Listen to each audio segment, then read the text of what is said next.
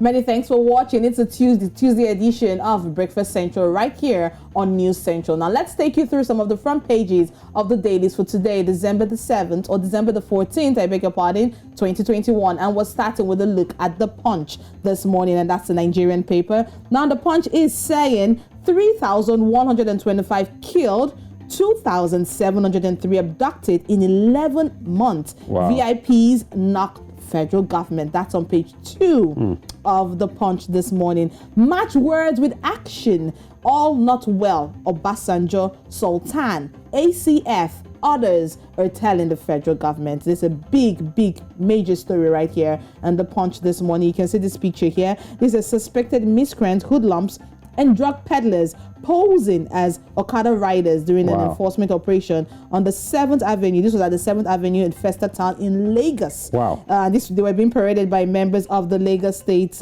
Environmental and Special Offences Unit on Monday, just yesterday. You can see them. They're suspected miscreants, hoodlums, and drug peddlers. They're posing as Okada riders. Okada riders in Lagos, in Festa Town, especially that area right there. That's where they got a lot of these people. But there's more details of the story from the Punch this morning. The last one in the Punch, on page 19, it says NYSC makes vaccination compulsory for prospective coppers in 2022. All right. More details of that from the Punch. All right, let's go to the Daily Nation in Kenya this morning, Tuesday, the 14th day of December 2021. And the front page features the president of Kenya, Uhuru Kenyatta. So it's countdown. Those seeking to contest must resign in February. Uhuru's big dilemma as half cabinet joins politics. So it says, with several cabinet secretaries being touted for political seats for having aligned themselves to the emerging formations ahead of the elections next year,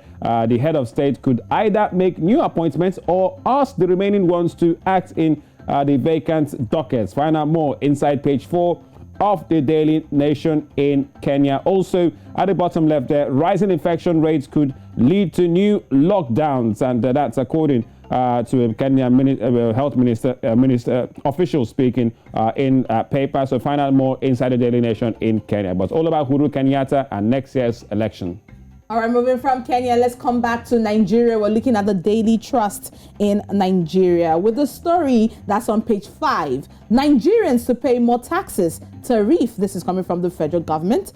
Prices of drinks, I'm assuming it's alcoholic drinks. Tobacco, stamp duty to rise. Subsidy removal, additional taxes will aggravate economic woes. This is coming from experts, but all of this story is on page 5 of the Daily Trust this morning. Now you can see this picture here. There's some important Nigerian stakeholders, including the former President Olusegun Obasanjo during the Inclusive Security Dialogue retreat that happened in Abuja just yesterday. Declare state of emergency on terrorist enclaves. Tambuwa urges Buhari. That's on page 6 of the Daily Trust. And the last one here, Nigeria, UAE lose millions daily as diplomatic role deepens. It says more airlines reject Nigerian passengers to Dubai. Consultations ongoing. This is coming from the the Foreign Affairs Ministry. There's more on this from the Daily Trust this morning. And we can wrap up this morning with the papers. The Newsday in Zimbabwe to see what they have on their front page this morning. Relief for SA permit holders. So this story says holders